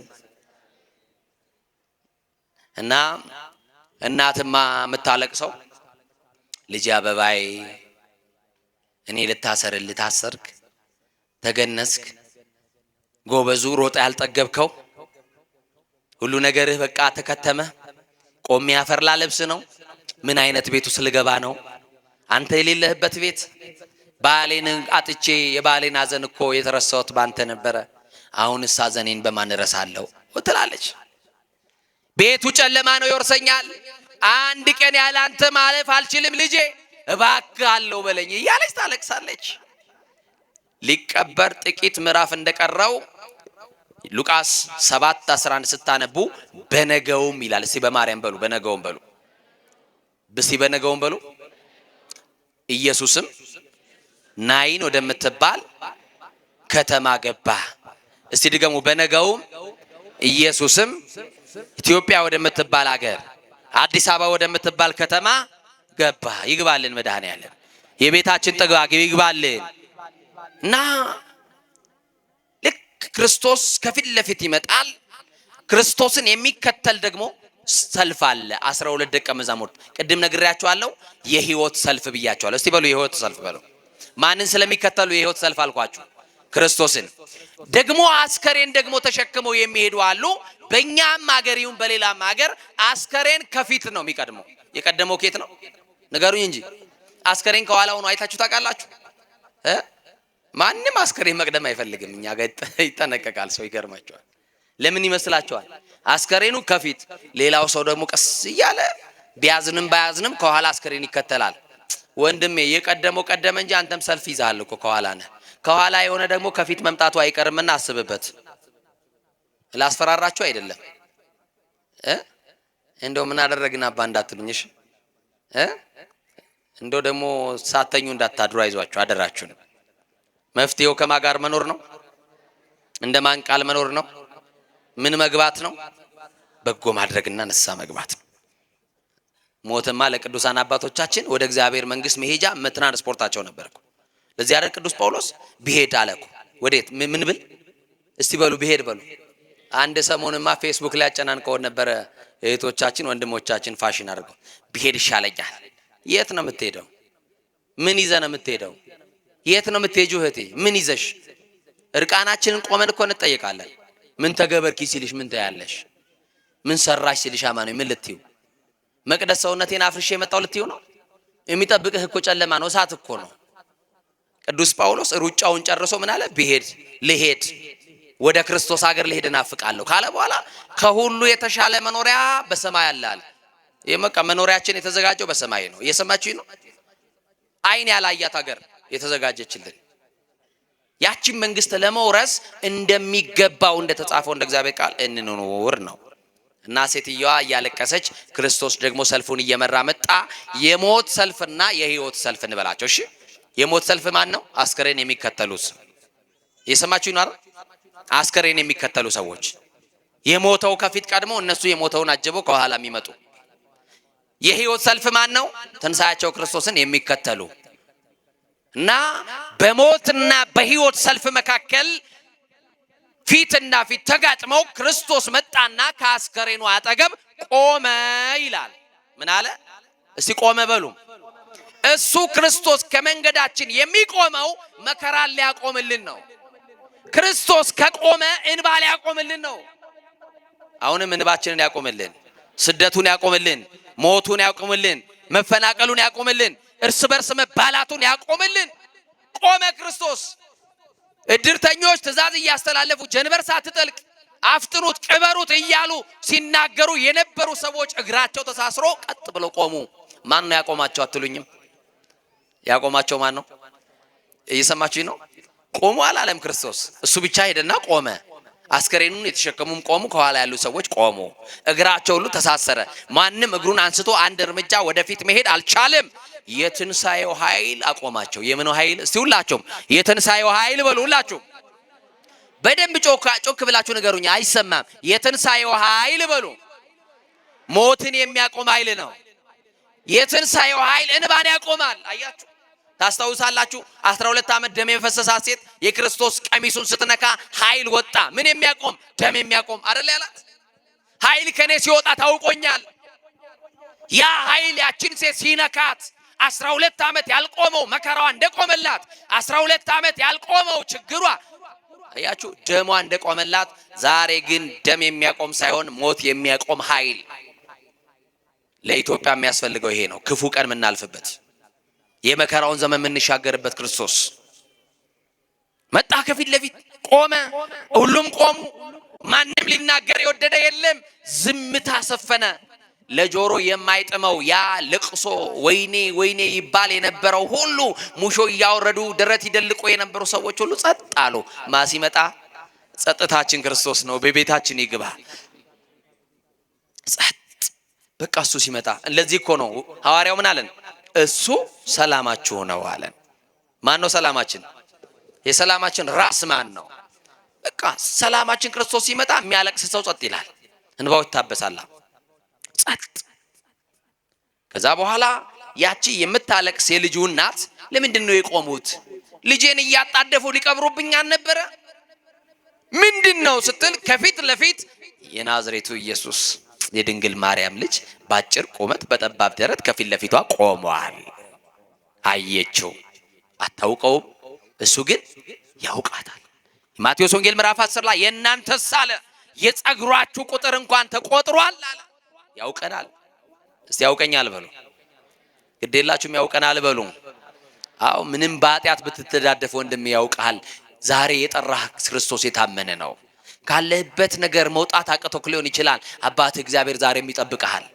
ጨክነ እንድትመጣ ጫቱን ተፍተ፣ ጨክነ እንድትመጣ ሲጋራውን ጥለ፣ ጨክነ እንድትመጣ ከዝሙቱ መንደር ነጥቀ ወጣ ክርስቶስ እንድታከብረው ዛሬም ይኸው ቤተክርስቲያን በሯ ነው። በሯ ክፍት ነው። አባት ክርስቶስም እጆቹ እንደዘረጋልህ ነው። የኃጢአተኞች ወዳጅ ነው። ምስኪን ነው። ደግ ነው። መድኃኔዓለም ተመለሱ፣ እንመለስ። ቆመ። አየችው። ዝም ብላ መጽሐፉ እንዲህ ይላል፣ ትኩር ብላ አየችው ይላል። ምን ብላ አየችው? መከራ እንዲቆምላችሁ ከፈለጋችሁ፣ እንባ እንዲታበስላችሁ ከፈለጋችሁ በችግርና በመከራችሁ ሰዓት ሰው እንዳታዩ። ወደ ባለስልጣን ብታዩ፣ ወደ ነገስታት ብታዩ፣ ወደ ባለጸጎችን ብታዩ ምንም መፍትሄ አታገኙም። መፍትሄ ያለው ማንን በማየት ነው? እንደ ቅዱስ ዳዊት አንሳይኮ አይንተ የመንገል አድባር፣ አይኖቼ ወደ ተራራ አነሳለሁ አለ። ወቃ ወደ ተራራ ወደ ንጉሱ ከተማ ወደ መድኃኔዓለም አዳራሽ ያንጋጠጠ ሰው መልስ አለው። ወደ ማን ያንጋጠጠ አልኳችሁ? ወደ ማን የተመለከተ አልኳችሁ? ወደ እግዚአብሔር፣ ወደ ሰማይ። እሷ አይኖቹን ታያለች። ለካስ በክርስቶስ አይኖች ውስጥ ልጇን አይታለች። አይገርምም? አይኗን ካነሳች ልጇን ልታጣ ነው። አይኗን ያላነሳችው ደግሞ የሞተ የተባለው ልጇን በክርስቶስ ውስጥ አይተዋለች። ለምን ካላችሁ ህይወቱ እርሱ ነበረ። ህይወቱ ማን ነው? ህይወቱ ማን ነው? ህይወቱ እሱ ነው። አያችሁ? ከዛ እንዴ ልጄ ሞቷል ብለውኝ ቅድም የጠፈሩት ልጄ፣ ቅድም የገነዙት ልጄ፣ በቃሬዛ የተሸከሙት ልጄ በአንተ ውስጥ አየዋለሁ አለች። ተደሰተች። ሳታውቀው እንባዋ ቆመ። ክርስቶስ ለካ የቆመው እንባዋን ሊያቆምላት ነበረ። ከዛ ክፉ ቀን ሊያሳልፍላት ይምጣና ክፉ ቀናችንን ያሳልፍልን። ይምጣና የመከራውን ዘመን ያሻግረን እና በቃ ዝም ብላ ታየዋለች። ትኩር ብላ ታየዋለች። አይኖቹን ትመለከተዋለች። ከዛ በኋላ እንባዋ ከቆመ በኋላ ደመና የመሰለ እንደ ደመና የጠቆረው ፊቷ ከፈካ በኋላ የትንሣኤው ነጸብራቅ እየነካ ደስታ ከተሰማት በኋላ አንድ ቃል ክርስቶስ ተናገራት። አንቺ ሴት አላት። ምን አላት? ኢትብኪ አታልቀሺ አላት። እግዚአብሔር የኢትዮጵያውያን እናቶችን እንባ ያብስልን። የኢትዮጵያን ገበሬ እንባ ያብስልን። በጭንቀት ውስጥ ሆነው የሚያነቡትን እንባቸውን ያብስልን። አታልቅሽ ያለ ክርስቶስ አሁን ለቅሶ ላይ ደርሶ ያውን ባልተቀበረ አይ አታልቅሽ ቢሏት በእኛ ሀገርማ ተዋት እንጂ እርሟን ታውጣ እያለ ይኸው ተነስተህ ብትፈርጥ እንኳን ሰው ይለቅሃል። የሚይዝህ እንኳን ወዳጅ አታገኝም። ክርስቶስ አታልቅሽ ሲላት አንድ ልጄን አጥቼ አላለችው። ማን አለኝና አልቅሽ ይውጣልኝ እንጂ አላለችም። ለቅሶን በምን መለወጥ ስለሚችል ነው። ሐዘንን በምን መለወጥ ስለሚችል ነው። በቃ ክርስቶስ ይመጣና አይዟችሁ ኢትዮጵያውያን፣ አይዛችሁ የተዋህዶ ልጆች አታልቅሱ፣ ከዛሬ በኋላ ከዓይኖቻችሁ እንባን አብሳለሁ። ክርስቶስ እንባ ማበስ ብቻ አይደለም የሚችለው፣ የእንባ ምንጮቻችንንም ማድረቅ ይችላል። ያድርቅልን። ከዛ በኋላ ቃሬዛውን ሄደና በእጁ ነካው። ምኑን? የሞተው እያለ የተሸከመውን ያዘ። በቃሬዛው በእጆቹ ቃሬዛውን ይዞ እንዲህ ያለ ክርስቶስ አንተ ጎበዝ እልሃለሁ አለ። አይዟችሁ ኃጢአት ያሸነፋችሁ ወንድሞቼ እህቶቼ፣ አይዟችሁ። ጎበዝ ብሎ በብርታት የሚጠራሽ አማኑኤል ብቻ ነው። ስትደክም ያየ ይሳለቅብሃል። ይሄማ ሰው አይሆንም ብሎ ይንቀሃል። አማኑኤል ግን ደክመህም ሲያገኝክ ጎበዝ በርታ ይልሃል። ድካማችንን የሚያግዝ ጌታ አለን። እዚህ ነው ብርሃን ዓለም ቅዱስ ጳውሎስ በዕብራውያን መልእክቱ ላይ ምን አለ መሰላችሁ? በድካማችን የሚራራ ጌታ አለን አለ። እስቲ በሉ በድካማችን በሉ የሚራራ ምን አለን? አያችሁ፣ ድካማችንን የሚሸከምልን ሐሩት ሰናይ ወጾር ቀሊል ውእቱ ኢየሱስ ክርስቶስ። እሱ ቀላል ሸክም የለዘበ ቀንበር የተባለ እናንተ ሸክም የከበደባችሁ ወደ እኔ ኑ እኔ ደግሞ አሳርፋችኋለሁ፣ ቀንበሬ ልዝብ ሸክሜም ቀሊል ነው ያለ ጌታ ዛሬ የጠራችሁ ሊያሳርፋችሁ ነው። ከትከሻችሁ ላይ ያልወረደላችሁ ያጎበጣችሁን ቀና ብላችሁ እንዳትሄዱ የከለከላችሁን ትልቁን ግዙፉን ነገር ከትከሻችሁ ላይ ዛሬ ሊያንከባልልላችሁ ነው ክርስቶስ የጠራችሁ። አታልቅሺ ካላት በኋላ አንተ ጎበዝ ብላቴና እልሃለሁ ተነሳለሁ። ክርስቶስ ድምጹን ሲሰማ የሞተው ሰው እየተነሳ የማንን ድምጽ ሲሰማ? የማንን ድምጽ ሲሰማ? ይገርማቸዋል። የሞተ ሰው በስሙ አይጠራም ብያቸዋለሁ ቅድም አይደል? ዮሐንስ ወንጌል ምዕራፍ 11 ብትሄዱ ክርስቶስ አልዓዛር ከተቀበረ በአራተኛው ቀን ደርሶ አስከሬኑ ይሸታል አለችው። ማን ይሸታል አለችው? አልዓዛር እኮ አላለችው። ማን አለችው? አስከሬኑ የእናቱ ልጅ የሚዬ ልጅ አስከሬን አለችው ወንድሟን። ክርስቶስ ግን አይ አስከሬን አይደለም ስም አለው አለ። ምን አለው? በስሙ ምን ብሎ ጠራው? አልዓዛር አለው። በስሙ ሲጠራ ቤት ማይል ማን አለ? ያውም እኮ ጠሪው ክርስቶስ ነው። አያችሁ፣ ሞተንም በስማችን የሚጠራን የትንሣኤው ጌታ ኢየሱስ ክርስቶስ ብቻ ነው። አልዓዛር ሲለው አቤት ብሎ ተነሳ። አያችሁ፣ ፈርሶ በስብሶ መቅረትን በመቃብር ሊያስቀርልን የመጣው የሙክታን ሁሉ በኩር የትንሣኤያችን ሁሉ በኩር የሆነው ክርስቶስ ሲጠራው ብድግ አለ። ከዛስ ሲነሳ ከምድር ከፍ ብሎ ራሱን አገኘ በሰው ትከሻ ላይ። አሁን አውርዱት አለ። ምን በሉት? በሰው ትከሻ ላይ ያላችሁ መድኃኔዓለም የተሸከመክ ትከሻ ይዝላል። ለዛሬው ያስጠጋህና ያስደገፈክ ሰው ፊት ይነሳል። አስደግፎ ትቶ ማይሄድ ማን ነው? ወዶ ማይጠላ ማን ነው? አፍቅሮ ማይከዳ ማን ነው? ስሞ ማይነክሰው ማን ነው? ፊት ማያዞርብን ማን ነው? ጀርባ ማይሰጠን ማን ነው? ክብር ለዚህ ጌታ ለመድኃኔዓለም ይሁን፣ እሱ ብቻ። ስለዚህ እሱን መደገፍ በሱ መታመን መልካም ነው። ከዛ በኋላ እንዲህ አለ፣ ለእናቱ አንድ የሆነውን ለማን? ለእናቱ አንድ የሆነውን አንዳታ ክፉ ቀን ጥቁር ቀን ስትለው የነበረውን ያንን ክፉ ቀን ያንን ጥቁር ቀን ለውጦላት በደስታ ወደ ቤትሽ ልጅሽን ይዘሽ ሂጂ አንተ አለው። ወደ ቤት ስትሄድ ድንኳን ታያለህ። ላንተ ሞት የነበረ ድንኳን። ይሄ ሁሉን ህዝብ ተመልከት። ላንተ ለቅሶ ላንተ ቀብር የመጣ ህዝብ ነው። ወደ ቤት ስትሄድ ግን ለሐዘን የተሰበሰቡ ሁሉ ለደስታ ይሆኑልህ። ሞትን በህይወት ቀይሬያለሁ። ገና ላንተ በለቅሶ አይደለ ገና ለሰርግ ይሰበሰባሉ አለ። ማድረግ ይችላል አይችልም? ሐዘንን በደስታ መለወጥ ይችላል አይችልም? አሁንም የሐዘናችን ድባብ መድኃኔዓለም ያንሳልን፣ ይክፈፍልን፣ ሰላሙን ደስታውን ያደርግልን መድኃኔዓለም። እንዲህ አድርጎ ክፉ ቀንን አስመለጠ። ወገኖቼ ክፉ ቀንን ማለፍ ትፈልጋላችሁ? እኔ ተናግሬዋለሁ። ዕለቱም ቅዱስ ገብርኤል ስለሆነ በዚሁ ምስክርነት ስለሆነ በማህበራዊ ሚዲያም ሰምታችሁታል ብዬ ስለማስብ ግን ደግሜ እንድናገር ፍቀዱልኝ። የሰማችሁኝ ነው። የአንድ ሴት ታሪክ ነው ቅዱስ ገብርኤል ያደረገላት። ክፉ ቀን የገጠማት ሁሉ ቀን ፋሲካ ያለ መስሏት ስትበላ ስትጠጣ ወደ አውሮፓ ሄዳ ዱባይ ሄዳ ስትዝናና የኖረች አያችሁ። አንዳንድ ጊዜ ደስታችንን በልክ ብናደርገው መልካም ነው። እውነት ሐሰት እና ይገርማችኋል። እቺ ሴት እዚህ መርካቶ ላይ ገበያ አዳራሽ ያላት ሴት ናት። እግዚአብሔር በልጅ ባርኳታል፣ ቆንጆ ትዳር ሰጥቷታል። የሰማችሁኝ ነው። ለስሙ ግን ኦርቶዶክስና ክርስቲያን ናት። በቃ መዝናናት ስትፈልግ ከሀገር ውጪ ሄዳ ተዝናንታ ትመጣለች። መቼም ኢትዮጵያዊ ታውቃላችሁ፣ ትንሽ ሳንቲም ካጠራቀመ ዱባይ አሸዋ ላይ ፎቶ ተነስቶ ነው የሚመጣው አይደለ? የሆነች ብጣቂ ነገር ይለብስና ዱባይ ፎቶ ተነስቶ ይሄውና ይላል። እየሰማችሁን? አይገርም? ላሊበላን ሄዶ ያላየ ወጣት፣ ጎንደር ፋሲለደስን የማያውቅ ታሪኩን የማያውቅ አክሱምን የማያውቅ ሄዶ በቃ ይገርም አዋራ ላይ እንዲህ ለአሸዋ ጥሩ አሸዋ አለ እኔ ጠቁማቸዋለሁ። ይገርማቸዋል። እግዚአብሔር ከሁላችን ጋር ይሁን። እንዲህ ሆና የምትኖር ሴት ናትና አንድ ቀን ምን ሆነች መሰላችሁ? ትታመማለች። ምን ትላለች? ጤናዋ እየቀነሰ መጣ። አያችሁ፣ ተናግሬው አለው።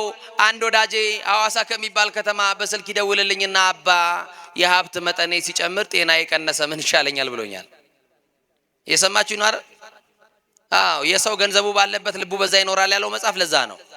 ትንሽ ሀብት ሲኖር ቤት አካል ፍራሽ ላይ ይኖራል። አንተ ደግሞ ያለች ያስቀመጥካት ቁስ ላይ ነው ሄደ የምታድረው። በቃ ሰላም የለም። የተንጣለለ ቪላ ውስጥ የጎጆ አክል አይሞቅም።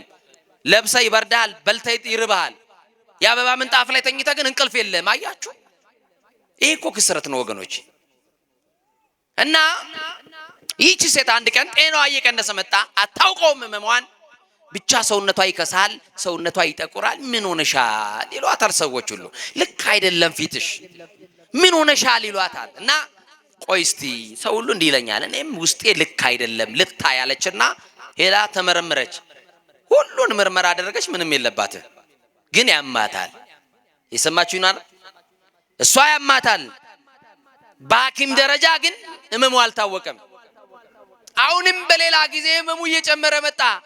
ገንዘብ ስላለ መቼም በምን መንገድ አለ ነው የምትሉት እናንተ ትላላችሁ። በሰማይ የሰማዩ መንገድማ በገንዘባችሁ መቼ አገኛችሁበትና ከታወቀበትማ በገንዘብ የሚጸደቅበት ነበር፣ አላወቅንበትም እንጂ። ሄደችና ባንኮክ ነው ምናምን የሚባል ሀገር ታከመች። እዛም ምንም የለብሽም አሏት። አሁን የሆነ ሀገርም ሄደች፣ እንደዛ ታከመች። ምንም የለብሽም አሏት። ኢትዮጵያ መጣችና እንጦጦ ኪዳነ ምህረት፣ የእንጦጦዋ ንግስት ኪዳነ ምህረት ተወዷታላችሁ? የራማዋን ንግስት ኪዳነ ምህረትን ተወዷታላችሁ? ማናት የራማ ወካላችሁኝ? በኋላ አወራላችኋለሁ። እግዚአብሔር ከሁላችን ጋር ይሁን። እና ኪዳነ ምህረት መቼም ልጆቿ እኛን በዘርፋፋ ቀሚሷ እኮ ሽፍን አርጋ እኮ ነው ያዘችን። ክፉ ቀንን ልታሳልፈን የመከራውን ዘመን ኪዳነ ምህረት እኮ ነው ያሳለፈችልን አይደለ? ዛሬም እየከለለችን ያለች እኮ አንድ አዛኝቷ ስላለች ነው ከኛ ጋር። እና እንጦጦ ሄደችና ምን ብላ ጸለየች መሰላችሁ? ኪዳነ ምህረት አለቻት፣ እኔ ማርኝ ብዬ አለምንሽም፣ በሽታዬ ምን እንደሆነ ግን ግለጭልኝ፣ ለሚጠይቀኝ ሰው በዚህ በሽታ እኔ ታመምኩት እንኳን ልበል አለች። አያችሁ፣ ግማሹ መድኃኒት ፈልጎ፣ ሌላው ደግሞ በሽታውን ማወቅ ፈልጎ ይሄዳል ቤተክርስቲያን። ለመነቻት፣ ተማጸነቻትና ከእንጦጦ ስትመለስ አንድ የሆነ ክሊኒክ ነገር ታነብና ቆይ ማን ያውቃል እዚህ ገብቼ ብታይትልና ዶክተር ያመኛል ሙሉ ምርመራ ማድረግ ፈልጋለሁ ትልና ምርመራ ስታደርግ ዶክተሩ መንገር ይፈራና ያስተዛዘነ ብዙ መክሯት ብዙ ነገር ብሎ ያው ታውቃላችሁ ብሬኖሽ አድርጎ ነው አይምሯችሁን በጣም መጀመሪያ በደንብ ይጠብቅላችኋል አይደል? ከዛ በኋላ ምን አላት መሰላችሁ? ባለቤት አለሽ? አዎ። ልጆች ወልደሻል? አዎ። አሁን የምነግርሽ ነገር በቃ ራስሽን ትሪት ማድረግ ነው የሚጠበቅብሽ። በደምሽ ውስጥ ካንሰር የሚባል ነገር አለ አላት። ምን አለ አላት? በሰው እጅ ከመውደቅ ይጠብቃችሁ፣ ታማችሁ ባልጋ ከመውደቅ ይጠብቃችሁ። በጣም አዘነች፣ ራሷን ሳተች፣ ወደቀች። ጠበቃት ዶክተሩ ራሷን እስከምትነቃ ድረስ። የባለቤትሽን ስልክ ስጭኝ አላት። የባሏን ስልክ በአፏ ነገረችው። ደወለላትና እንዲህ ያለ ቦታ ሚስት ሕክምና ቦታ ትንሽ አሟታልና ደረስላት አለ። ከሚሰራበት መርካቶ እየሮጠ መጣና ሲያይ ሚስቱ ታለቅሳለች፣ ታነባለች። ምንድነው የተፈጠረው? በልቁጭ በል ከዚህ በኋላ አስታማት መድኃኒት ትጀምር ኬሞቴራፒ የሚባል ህክምና አለ ይሄንን ታርግ ብሎ ነገረው። ምንድነው? ደም የደም ካንሰር። አቤት እግዚኦ! ሰምተን ማናቃቸው ነገሮች በዘመናችን ስንሰማ ትላንት ኩላሊት የሚባል ነገር የለም ይኸው ዛሬ ትንሹም ትልቁም ከመሬት ተነስቶ ጤነኛው ሰው ፌል አረገ ሲባል እንሰማለን። በአልጋ ላይ ወደቁትን አማኑኤል ይማረልን። እና ይገርማችኋል ባለቤቷ እሷን አጽናንቶ ትሪት አድርጎ ወደ ቤት ወሰዳት። ህክምናውን ጀመረች። አንደኛ ደረጃ ሁለተኛ ደረጃ የተባለ ህክምና ወሰደች። ከዛ በኋላ ያቺ በጣም የምታምረው ጠዋት የለበሰችውን ልብስ ከሰዓት ማትደግመዋ ለመዝናናት ውጪ ይሄዳ የምትዝናናዋ ሴት አሁን ታመመች፣ ተያዘች። ያ ውበቷ ረገፈ። መልክ ቢያምር ላፈር ነው። 30 ጊዜ ሽቶ የምትታጠንለት ሰውነት መስተዋት ፊት የምትቆምለት ፊት የሚረግፍ የሚጠወልቅ የሚበላሽ አደጋ የሚገጥመው በሆነ ቅጽበት የሚጠፋ በቃ ያ ሁሉ መልኳ በአንድ ጊዜ ተወለገ። ከሰል መሰለች፣ ታመመች። አቤት ያያት ሁሉ ከንፈሩን እየመጠጠ ኢትዮጵያን ፈርስት ኤድ ይባላል ማለት አይደል? እስቲ በሉ ትችሉበቴ በስማ የኢትዮጵያው የመጀመሪያው እርዳታ አንድ ሰው ካዘነልህ ምንም ይል በቃ እግዚአብሔር ይማረህ አይልህ ይልሃል። በቃ አያችሁ በቃ ከንፈሩን ይመጥባል። ምን ሆነሽ ነው ይሏታል።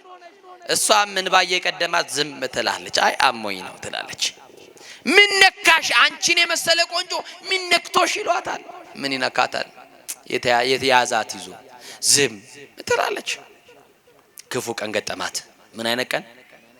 ክፉ ቀን፣ የመከራ ዘመን። አያችሁ የደስታዋ ምዕራፍ ፈጥሮ ተከደነ። አሁን ደግሞ የመከራ ምዕራፍ ተገለጠ። አያችሁ አሁን ፈተና ላይ ያላችሁ ወንድሞቼ አንዱን አልፈዋለሁ ስትሉ ሌላ ፈተና ውስጥ እየገባችሁ ግራ ገብቷችሁ በህይወታችሁ ተስፋ ቆርጣችሁ ያላችሁ ሰዎች አይዟችሁ፣ ጨክኑና አለፉ። እቺን የመከራ ፋይል ሲዘጋ ሌላ የሚከፈትልህ የደስታ ምዕራፍ ሊቀጥል ስለሆነ ጠላት ተስፋ እንዳያስቆርጥ በርታ። ይሰማችሁ ነው አይደል? ያልፋል። ክፉ ቀን ያልፋል አያልፍም? የመከራ ዘመን ያልፋል አያልፍም? በቃ ያልፋል። ታሪክ ሆኖ ያልፋል። አረ መድኃኒዓለም ያልፍም አይመሰለኝም የኔ ነገር ዝም ብለዋል የምትሉ ሰዎች ዝም አላላችሁም።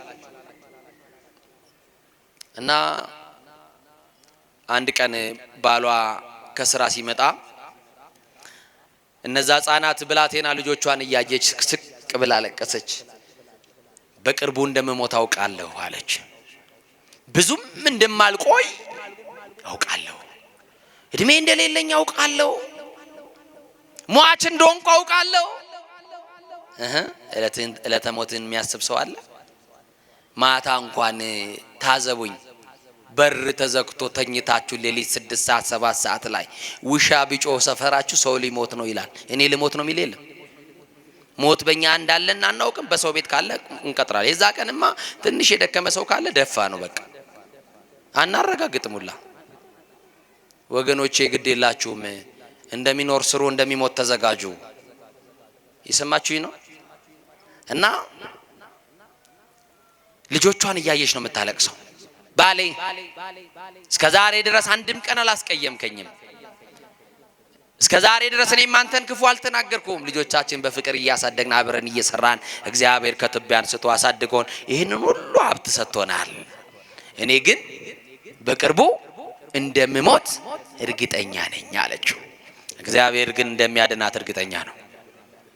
እግዚአብሔር ግን ተስፋ የቆረጠችውን ተስፋ እንደሚቀጥልላት እርግጠኛ ነው። አንዳንድ ጊዜ እርግጠኛ ትሆናላችሁ በራሳችሁ ላይ አትሁኑ። እግዚአብሔር ግን ነገራችሁን እንደሚቀይር እርግጠኛ ነው። ቢዘገይም በእርግጥ ይመጣልና ጠብቁት ተብሏል። እርግጠኛ ነው ሊመጣ። በዘመን ልቅላቂ ባንተና በሞት መካከል አንድ ምዕራፍ ቀርቶ መድኃኒዓለም ይመጣል። ይሄው የናይኗን መበለት ልጅ ሊቀበር ሄዶ ጉድጓዱን አልደፈነለትም። የሟቹን ሞት አልፈቅድም ተመለሱና በህይወት ኑሩ ያለ ጌታ፣ ሞታችንን ውርደታችንን ማይፈልግ ጌታ እና እንዲሆነ ምንድነው የምትይኝ? ለምንድነው ተስፋ የቆረጥሽው? ልጆቹንም ስለምን ታሳቅቂያቸዋለሽ እያየሽ የምታለቅሽው አላት። አሁን አንድ ነገር እሺ በለኝ አለችው። ምን? እኔ ብሞትም ብኖርም ከዚህ በኋላ የልጆቼ አደራ አንተ ላይ ነው። ልጆቼ ቁም ነገር ላይ ሳይደርሱ ሌላ ሴት እንዳታገባ እባክን በመድኃኔዓለም እለምንሃለሁ። ልጆቹን ተንከባከብ፣ ሌላ ሰው እንዳያዩ እንዳይጎዱ እኔን ብቻ ውሰድና ደብረ ሊባኖስ አቡነ ተክለ ሃይማኖት ገዳም በር ላይ ጣለኝ አለችው። የሰማችሁኝ ነው? እሺ ብሎ ተክልዬ በር ላይ ወሰዳል። ልጆቿን ግን አቅፋ ተሰናብታ ስማቸው ድጋሚ የልጆቿን ፊት ላታይ ወጣች ከቤት። ተሰናብታ ወጣች። ጨቅላ ልጆቿን ጥላ ወጣች ወደ ቤት። ተክልዬ ደረሰች። ቤት ልከራይልሽ አላት። አይ ያን የመሰለስ ቤት ትቼው የለ ምን ያደርግልኛል ቤት?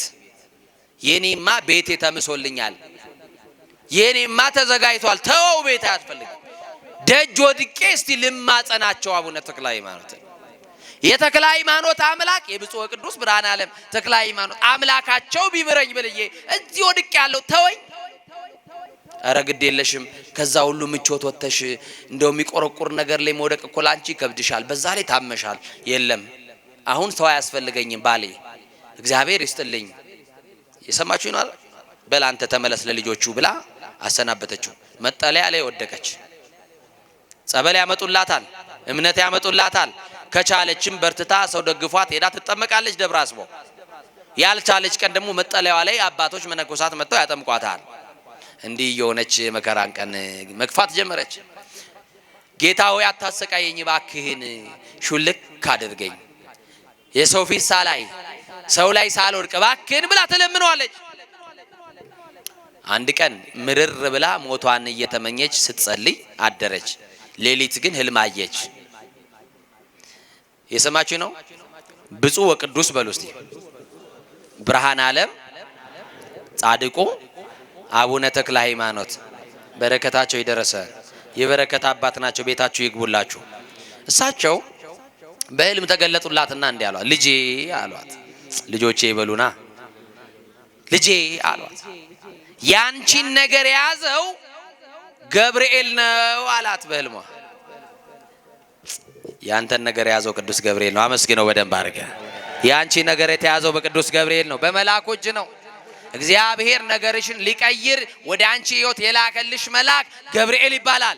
ከነደደ እሳት የሚያወጣ የአናብስትን አፍ የሚዘጋ የፈላውን ውሃ የሚያቀዘቅዝ ስሙ ኃያል የሆነ ገብርኤል የራማው ልዑል ከራማ መጥቶ ከአይን ጥቅሻ ፈጥኖ ከንፋስ ቀድሞ አንተን ከሞት መንጋጋ ነጥቆ ሊያወጣ ወደ ህይወት የሚመጣው መልአክ ቅዱስ ገብርኤል ይባላል። አመስግኑት፣ አመስግኑት ቅዱስ ገብርኤልን። ቻይና ነው እንደ እጅ ይሰራላችሁ። እስቲ ስላሴ እጅ የሰጠው አመስግኑ በደንብ። እና ጠዋት ላይ አንድ መነኮስ አገኘች። አባ እንዳይሄዱ እንዳያልፉኝ ስለ መድኃኔዓለም ስለ ብፁዕ ቅዱስ ስለ አቡነ ተክለ ሃይማኖት ምን ነው ልጄ፣ ምን ነው እንዲህ አይነት ጥሪ የምትጠሪኝ? አይ አይደለም የሆነ ህልም አይቻለሁ። ምን አየሽ? አቡነ ተክለ ሃይማኖት ጻድቁ ያንቺን ነገር ገብርኤል ይዞታል ብሎኛል። ገብርኤል እዚህ አካባቢ አለ እንዴ? አዎ ገብርኤል አለ። የት አለ? እዚህ ፍቼ የሚባል ከተማም ገብርኤል አለ። እዚህ ደብረ ጽጌ የሚባል ከተማ ማን አለ? ገብርኤል አለ። እኛ ያለንበት መካከላችን ቅዱስ ገብርኤል አለ። አመስግኑት። ብርሃናዊ መልአክ ሊባርከን አለ። በመካከላችን ቅዱስ ገብርኤል አለ። እሱ የሌለበት መሻል አለ። ችግሩ ስትሆን አለ ገብርኤል፣ መከራው ስትሆን ሊያወጣም አለ። ከአደጋም ያወጣህ እሱ ነው ገብርኤል። እና በቃ ገብርኤል አለ አሏትና ወደ ፍቼ ላኳት። እየሰማችሁ ነው። ፍቼ ገብርኤልም መጠለያ አስፈቀደችና መጠለያ ላይ ወደቀችና በቃ ልክ በ18 የአቡነ ዮስጣጤዎስ ዕለት ለቅዱስ ገብርኤል ዋዜማው ዕለት ምርር ብላ አሁንም አለቀሰች። የኔ ነገር አንተ እጅ እያለ አንተም ዝም አልከኝ ገብርኤል አለችው። እየሰማችሁ ነው። ከዛ በኋላ እንዲህ ብላ ምርር አለቀሰችና ጠዋት ቅዱስ ገብርኤል ቅዳሴ ሲቀደስ ቆማ ማስቀደስ አልቻለችም። መጠለያዋ ላይ ሆና ጨረሰች። ካህኑ ከቅዳሴ ወጥቶ ህዝቡን ሲባርክ መስቀል ነው እጅን የሚያሳልመው? ንገሩኛ፣ በደንብ መልሱልኝ። አትሳለሙም፣ ዳር ላይ ነው የምትቆሙት ማለት ነው። አያችሁ ምንድነው የሚያሳልሙት? በኪዳን ሰዓት አይደለም። በምን ሰዓት? በቅዳሴ ሰዓት። ለምንድን ነው እጁ የሚያሳልመው? ያ እጅ ታቦት የዳሰሰበት ነው። ያ እጅ የኢየሱስ ክርስቶስ ቅዱስ ስጋው ክቡር ደሙን የፈተተበት እጅ ነው። ታዲያ እድለኛ እኮ ነው። የካህኑን እጅ ስትስም የማንን ስጋና ደም በነካበት ነው? በፈተተበት ነው። በማንን? የክርስቶስን። አያችሁ ምን ያክል ፈውስ እንዳለው የካህኑ እጅ። እና እንደምንም እየተፋቀቀች መጣችና ካህኑ ሰው ሲያሳልም እንዲህ አለችው፣ አባቴ ካህኑ አለችው። ቄስ እኮ ባለ መድኃኒት ነው፣ እውነት ሐሰት? ቄስ እኮ መንፈሳዊ ሐኪም ነው፣ እውነት ሐሰት? አባቴ ካህኑ እኔን የሚያሳልሙኝ ሰው ሁሉ ከተበተነ በኋላ ነው፣ እምቢ እንዳይሉኝ ባገለገሉት መልአክ በቅዱስ ገብርኤል ለምኖት አለች። ኧረ እምቢ አልልሽም ልጄ አይዞሽ ተረጋጊ አሏትና ህዝቡን ሁሉ አሰናብተው ጠበቋት። ልጄ ምን ሆንሽ አሏት። ዝም ብለው እጆትን በግንባሬ ላይ ጫኑብኝ አለች። ያ እጅ ያስፈልገናል አያስፈልገንም? የማን እጅ? የካህኑ እጅ። ዛሬ ግን ካህን እየሰደብን እንዴት የካህኑን እጅ ትፈልጋለህ? በረከት የተቀበልክበትን የካህኑን እጅ እየቆረጥክ አባቶቻችንን እያዋረድን እንዴት እንከብራለን ወገኖች? ይዘንልን እግዚአብሔር ክርስቶስ፣ ይራራልን ክርስቶስ። ከዛ በኋላ እጅን ጫንብኝና ቅዳሴ በቀደሰበት አንደበት ስጋ አምላክ በተቀበለበት አንደበት እፍ በልብኝ። ምናልባት ያ ደግ መልአክ ሚካኤል የባህራንን የሞት ደብዳቤ እፍ ቢልበት በሕይወት እንደተቀየረ መልአኩ ገብርኤልም የኔን ነገር በሕይወት ሊቀይር ስለሚችል ምን በልብኝ አለችው? እፍ በልብኝ አለችው። እንዲህ አላት። ካህኑ እጁን ጭኖ እንደ እምነትሽ ይደረግልሽ፣ እንደ እምነታችሁ ይደረግላችሁ። ታማችሁ የመጣችሁ እግዚአብሔር ፈውስ ያደርግላችሁ። ተጨንቃችሁ የመጣችሁ ከጭንቀታችሁ ይገላግላችሁ። በችግር የመጣችሁ ዘመድ የጠላችሁ ሰው የሸሻችሁ ተስፋ ቆርጣችሁ ያላችሁ ሰዎች ሁሉ እግዚአብሔር ዘመድ ይሁናችሁ። ተስፋ ቆርጣለች። ከዛስ እፍ አለባትና እንደ እምነትሽ ይደረግልሽ ሲላት የማታውቀው ሰላም የማታውቀው ደስታ ግን ያለችው ክፉ ቀን ገጥሟት ነው። እየሰማችሁኝ ነው? ተመልሳ መጠለያዋ ላይ ሄደችና ደስ ብሎኛል፣ ለምን ደስ እንዳለኝ ግን አላውቅም፣ የሆነ ነገር ግን ቀሎኛል እያለች መጠለያዋ ላይ እግዚአብሔርን ታመሰግነዋለች፣ አምላከ ገብርኤልን ታመሰግነዋለች። ከዛ በተኛችበት የዛን ዕለት ብርሃናዊው መልአክ ቅዱስ ገብርኤል ዳንኤልን የረዳው መልአክ አናንያ ዛሪያ ሚሳኤልን የረዳው መልአክ አያችሁ፣ ቂርቆስና ኢየሉጣን የረዳ የተራዳ ቅዱሳንን የረዳ መልአክ አብሳሪው መልአክ ቅዱስ ገብርኤል መጣና ልጄ ሰላም ላንቺ ይሁን አላት። ደነገጠች። ካህኑ እንዳደረገ እጁን አመጣና በግንባሯ ላይ ጫነ። ቀጠለና እፍ አለባትና እኔ ያንቺን ጉዳይ ያያስኩኝ በእግዚአብሔር ፊት የምቆመው ገብርኤል ነኝ። የማንን ጉዳይ ያያስኩኝ አለ? ንገሩኝ። ያንቺን ጉዳይ ያያስኩኝ በእግዚአብሔር ፊት የምቆም ገብርኤል ነኝ። እግዚአብሔር ነገርሽን ሊለውጥ፣ ሞትሽን በሕይወት ሊለውጥ፣ የታወጀብሽን የሞት አዋጅ ሊሽርልሽ የላከኝ መልአክ ገብርኤል ነኝ። የዛሬ ወር ደግሜ ወደ አንቺ እመጣለሁ አለ። የዛሬ ወር ደግሞ ወደ ቤታችሁ ይምጣ ይሄ መልአክ። የዛሬ ወር ደግሞ ወደ ኑሯችሁ ይምጣ፣ ወደ ትዳራችሁ ደግሞ ይምጣ። ደግሞ ደጋግሞ መልአኩ ገብርኤል ይምጣልን የምትሉ አመስግኑ፣ ከፍ አድርጋችሁ አመስግኑት። ደግሜ እመጣለሁ፣ ደግሜ የምመጣው አላት። ከኔ ጋር ናችሁ? የዛሬ ወር ደግሜ የምመጣው አላት። እየሰማችሁኝ ነው? እኔ እንዳገኘውሽ፣ እኔ እንዳናገርኩሽ ለሰው እንዳትናገሪ። ጸጉሯ ከበሽታው የተነሳ ተነቃቅሎ አውልቋል። ያቺ በጣም ትልቅ ጸጉር የነበራት ሴት ናት። እስከሚቀጥለው ወር ድረስ የጠወለገው መልክሽ ወደ ነበረበት ይመለሳል። የደረቀው ጸጉርሽ እንደ አዲስ ሕፃን እንደሚያበቅል ጸጉር ታበቂና ሌላ ጸጉር ያያቸው። ከዛ በኋላ ወደ ነበረ መልክሽ ትመለሻለሽ። ልክ ደግሜ በዛን ዕለት እባርክሻለሁ ብሏት ሄደ። ጠበቀች። ሰዎች መጥተው እንጀራ እየፈተፈቱ ለነፍስ ያሉ ሰዎች ሲመጡ ሲያዩት ፊቷ እየተስተካከለ ነው። እንዴ እቺ ሴት ምን አግኝታ ነው ይላሉ። ምን አግኝታችሁ ነው እዚህ የተቀመጣችሁ? እስካሁን ድረስ ቢሮ ደከማችሁ፣ ስራ ውላችሁ እስካሁን የተቀመጣችሁ ምን አግኝታችሁ ነው ከተባላችሁ መድኃኔዓለምን አግኝተን። ምን አግኝታችሁ ነው ሲሏችሁ ኪዳነ ምሕረትን አግኝተን። ምን አግኝታችሁ ቃል ገብርኤልን አግኝተን። የተሻሉትን እኮ አግኝተን ነው የቁጭ ያልነው አይደለ? እና ሰው ይገረማል።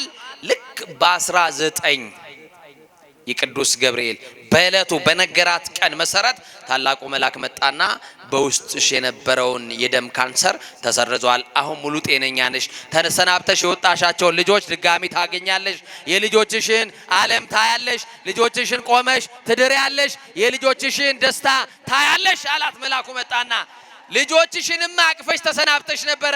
ወደ ቤት ተመልሰሽ ልጆችሽን ገና አሳድገሽ አስተምረሽ አስመርቀሽ ልጆችሽን ድረሽ ደግሞ ደስታቸውን ታያለሽ። ነገርሽ እንዲህ ተቀይሯል። ያንቺ ክፉ ቀን አልፏል። የመከራው ዘመን አልፎልሻል። ያሳለፈልሽ እግዚአብሔር እኔ መልአኩን ልኮ ነው ብሎ ነገራት። ከዛ በኋላ ስልክ አነሳችና ለባሏ ደወለችለት። ባሌ የት ነው ያለኸው አለችው። ደነገጠ። ምን ተፈጠረ? ምን ሆንሽ ሲላት አረ የተደረገ ነገር አለ፣ ብቻህን እንዳትመጣ ልጆችህን ይዘና ግን አልነግርህም አለችው። ደነገጠ። ልጆቹን ከትምህርት ቤት አስቀርቶ በቅዱስ ገብርኤል ቀን ሲመጣ የቀድሞዋ ሚስቱን አገኛት። ይሄን ያደረገ እግዚአብሔር ነው። የመከራ ቀን የሚያሳልፍ እግዚአብሔር ነው። ክፉ ቀንን የሚያሳልፈው ማነው? ማነው ወገኖቼ? እለትኪት ዘመነ መንሱት ክፉ ቀን የመከራ ዘመን ብለናል። እነዚህን በህይወታችን የሚገጥሙንን ክፉ ቀናትን፣ በኑሯችን የሚገጥመንን ክፉ ቀን፣ በትዳራችን፣ በንግዳችን፣ በማንነታችን ሁሉ የሚገጥሙንን ክፉ ቀናትን ሁሉ ሥላሴ በቸርነቱ ያሳልፍልን። ማን ያሳልፍልን? አምነው ነበሩ ካዱ፣ ቆርበው ነበሩ አፈረሱ ከመባል ይጠብቀን። ካገኙ ማጣት ከገቡ መውጣት የሌለባትን ተስፋ የምናረጋትን መንግስቱን ሥላሴ ያወርሰን። የሥላሴ ቸርነት፣ የድንግል ማርያም አማላጅነት፣ የመልአኩ የቅዱስ ገብርኤል ጠብቆቱ አይለየን። ታኅሳስ 5 ሚሊኒየም አዳራሽ የራማ ቅድስት ኪዳነ ምሕረት አንድነት ገዳም አንድ ጥሪ አስተላልፏል። ትኬቱ በመካከላችሁ ይዞራል። ራማ ኪዳነ ምሕረት ከወልዲያ ቆቦ ከተማ በኩል የሚገባ መንገድ ነው። በረሃ ነው ያሉ አባቶች ነው ያሉበት። እግዚአብሔር ስሙ የከበረ ይሁን። እዛ ያሉ አባቶች መነኮሳት ቁጥራቸው 200 ነው። ስንት አልኳችሁ? በአንዱ ገዳም ጸንተው 200 መነኮሳት በገዳም ውስጥ ሆነው ስለ ኢትዮጵያ ሰላም፣ ስለ አንተና ስለ እኔ፣ ስለ ሁላችን ሰላም የሚጸልዩ አባቶች አሉ። ገዳሙ የሚታወቀው ብዙ ጊዜ በብቃት ብዙ አባቶች ይበቁበታል። አያችሁ፣ ከ10 ማዕረጋት የሚደርሱ ቅዱሳን አባቶች በገዳሙ ላይ ይሰወሩበታል። ትልቅ ገዳም ነው። ኪዳነ ምሕረትን በዛ ገዳም ሱባኤ ይዞ በፍልሰታ ሄዶ የለመናት መልስ ትሰጣለች። የታመመ ከሆነ ትፈውሰዋለች። ጭንቀት ካለበት ትፈታለታለች። ድንግል ማርያም ፈቺ ናት ወገኖቼ። ደግሞ የራማ ቅድስት ኪዳነ ምሕረት አንድነት ገዳም አበምኔት በመካከላችን ቁጭ ብለዋል። ቀጥሎም ደግሞ አሁንም ከገዳሙ የመጡ መጋቢ በመካከላችን አሉ። ትኬቱ እናንተ ሚሊኒየም አዳራሽ ለቦታው የሚደረገውን ልማት የሚሰሩበትን አባቶች ከመከራ እንዲወጡ እንድናግዛቸው የሚጦሩበትን ነገር ማድረግ ስለሚገባን ይሄንን እንድታግዟቸው። ሌላ ደግሞ 300 የሚሆኑ ደቀ መዛሙርቶች አሉ። እየሰማችሁኝ ነው? ዩኒቨርሲቲ ነው፣ መንፈሳዊ ትምህርት ቤት ነው። የአብነት ተማሪዎች አሉ፣ ቅዳሴ የሚማሩ ነገ ቤተክርስቲያን ገብተው የሚቀድሱ የመጽሐፍ መምህር የአራቱም ጉባኤያት አለ። ድጓው፣ ያቋቋሙ፣ የዝማሬ መዋዕቱ የሁሉም ትምህርት ቤት በዛ ቦታ 300 ተማሪዎች አሉ። እናንተ ይህንን ትኬት ስትገዙ እነዛን ተማሪዎች ትረዳላችሁ፣ ታግዛላችሁ። እናንተ ይህንን ትኬት ስትገዙና በሚሊኒየም አዳራሽ ስትገኙ እዛ ያሉ አባቶችን አግዛችኋል፣ እነሱም በጸሎት ያግዟችኋል። ማሳሰቢያዬ ነው። እግዚአብሔር ሁላችሁንም ይባርካችሁ። ይሄ ታላቅ መልአክ ስትወጡ ከፊት ሆኖ ይምራችሁ፣ ስትገቡ ከኋላ ሆኖ ይከተላችሁ። ክፉን ያርቅላችሁ፣ ልጆቻችሁን ያሳድግላችሁ፣ ስራችሁን ይባርክላችሁ፣ ትዳራችሁን ይባርክላችሁ። አብሳሪው መልአክ